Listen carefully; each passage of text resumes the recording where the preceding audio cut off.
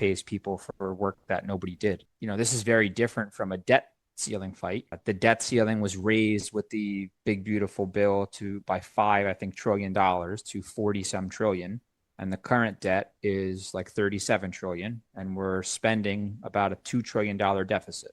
So it'll take a few years in order to have another debt limit conversation, but the debt limit matters more than these kind of government shutdowns, because in a debt limit conversation, if you actually do hit the debt limit and you don't have approval to issue more, that would impair Medicaid, Medicare, IRS, veterans benefits, potentially interest payments. That would actually hinder money from flowing.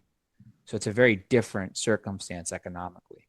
There is one question I want to ask about that, and that's about paying everybody back. I think everybody's taking it for granted that that's the most likely scenario, but Trump does not follow precedent, and he doesn't care if people get hurt. If Trump decides that he doesn't want to pay people back, potentially as a way of punishing the Democrats for doing this in the first place, would that make the economic impact more significant? It would, sure. But then you tell me, I mean, he'd be self-owning. He's taking away a wing from himself. So there's precedent to pay everybody back. He has the opportunity to do it and then doesn't. And I agree with you. The risk is probably underpriced in the market, but the stock market generally doesn't care about these things. I looked up what happens in the wake of a government shutdown. Half the time the market's up, half the time it's down. And I think it's because, people know that the government's going to make good. Now, what you're saying, if established precedent breaks, sure, that's a negative, but I would expect that there would be